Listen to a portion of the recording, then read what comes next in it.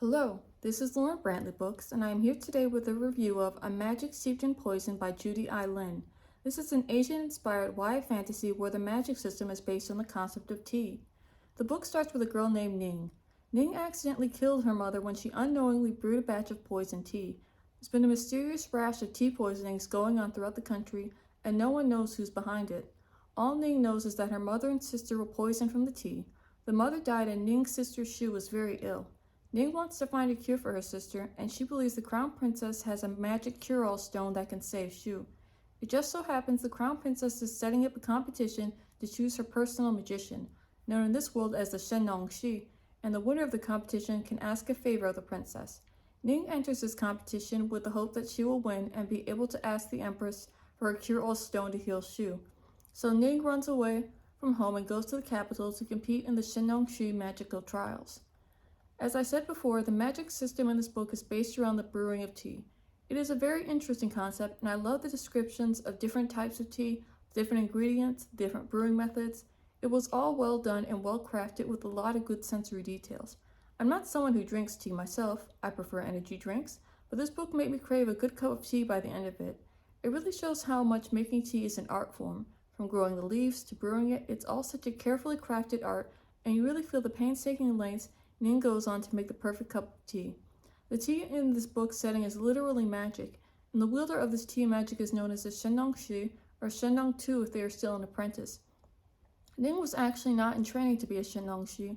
Her sister Shu was the apprentice to their mother, who was a Shenong Shi, before the mother passed away and Shu became deathly ill from the same poison tea. Ning was actually an apprentice to her father, who was a doctor. However, Ning decides to enter the competition of Shenong Tu that is happening in the capital. This contest is to decide who becomes the Shenong Shi of the Crown Princess herself, and traditionally the ruler of each country has their own personal Shenong Shi, and the time has come to pick the next Shenong Shi for the ascending princess.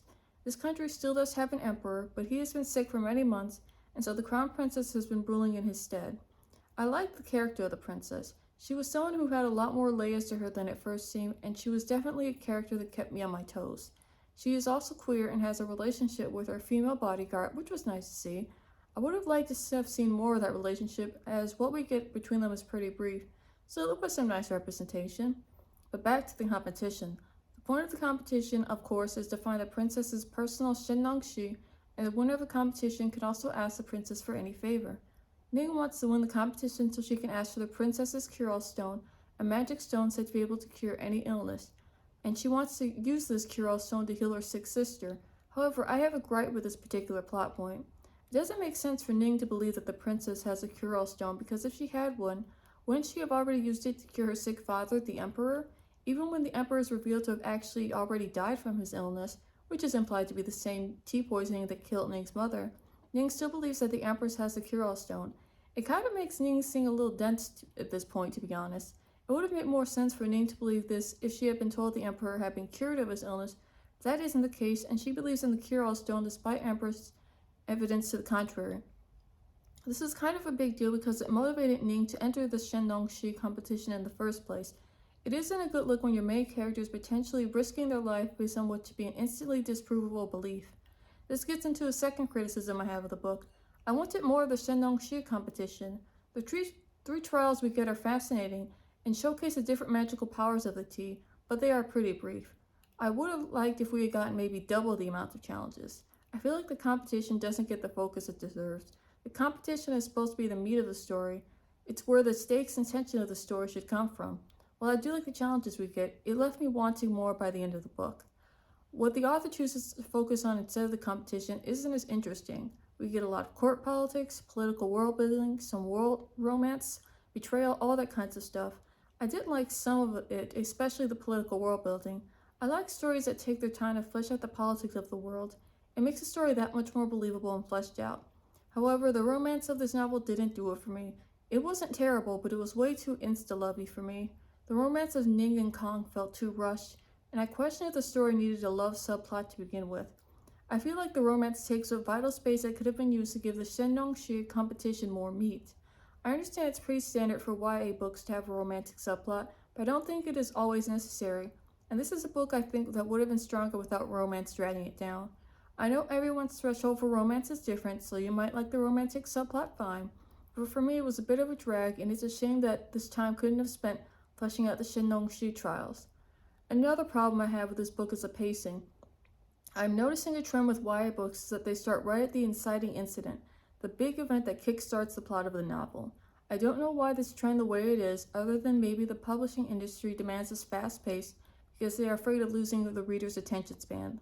Like they think that if something big doesn't happen on page 1, the reader will immediately put down the book. I don't think this is the case. Readers need time to get to know the main characters first before the big exciting incident. Allowing the reader some time in the beginning to bond with the main character makes the inciting incident that much more impactful because the reader has already come to care about the main character. There's nothing wrong with opening up the novel, just taking some time to get to know the protagonist and what their life is like. Slow pacing really needs to make a comeback, but I don't think it will unless the publishing industry allows it to. Because we start at the inciting incident, which in this case is Ning going to enter the Shenlong-shi trials to save her sister, we don't get any time to know Ning or her family. I especially don't like how little screen time the sister Shu gets. Ning's entire reason for going to the competition was to save Shu, but the reader doesn't get enough time to get to know Shu or grow to care about her. If we got a scene or two of Shu and Ning bonding over something, it would have allowed the reader to get attached to their sisterly bond, and thus raise the tension when Ning has to leave Shu in order to save her and find a cure. The father, who is another major character, doesn't even appear on screen at all, and we just hear about him through Ning's recollections. I also would have liked more of a description of what Ning's late mother was like. YA books have a tendency to downplay or omit parents, and I don't think this book does itself any favors by adhering to this parent-snubbing tradition. Getting the proper time to know Ning's family first would have been a major asset to this book because the reader would have felt more invested in the characters. I really hope the trend of starting off with the inciting incident dies off, because I think a lot of books are sacrificing character development for immediate action. The action isn't worth the trade-off. Getting to know characters makes the reader more invested into what happens to them after all. Yet another issue I have with this book is Ning is not her mother's apprentice and was never trained in the art of Shenlong, the tea magic. However, at no point in the competition does she have any issues wielding the tea magic. This makes no sense. She's not trained as a Shenlong-shi, but she might as well have been for how much of the art she somehow knows. You think not being trained she would struggle and make a lot of mistakes, but at no point is this the case. She just manages to wield the tea like an expert from the beginning. It really makes no sense, and I don't see why Ning wasn't allowed to make mistakes and grow in the art of Shenlong. It would have made a lot more sense for Ning to just have been her mother's apprentice the whole time. I still liked A Magic Steeped in Poison. I don't think it is a particularly good book outside of the concept of a magic system based on tea, but I still enjoyed it for what it was, a flawed, awkwardly paced book that didn't spend enough time in the magic competition. To be honest, this book felt like a pretty standard YA fantasy, and I was left wanting more from it. There is a sequel coming out later this year, but I don't think I'll be reading that. So I give this book a cautious recommendation if you are at all curious about it. Have you read A Magic Steeped in Poison? If so, what did you think about it? I am Lauren Brantley Books, and this has been my review of A Magic Steeped in Poison by Judy Lin. Thank you so much for watching this video, and feel free to subscribe if you'd like to hear more reviews from me. Also, a like on this video goes a long way. If you have any suggestions for what I should review next, please leave them in the comments below. Once again, thank you so much for watching, and I will see you in the next video. Bye!